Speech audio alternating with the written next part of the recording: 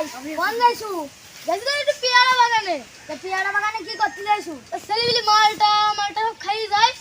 তো দেখতে যাইছু। ও তো দেখতে যাইছু, আমি তো একটু কিনতে এলা। তো পেয়ারা মেয়ারা একটু দাম বল কম, এখন তো একটু কিনে নিয়ে যাই বেশি গ্রামের মধ্যে।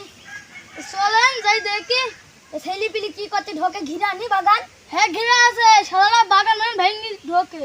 ও বন্ধ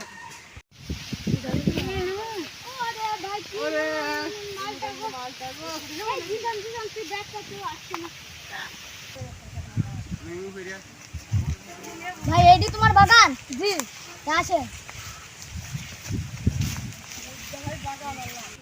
ভাই।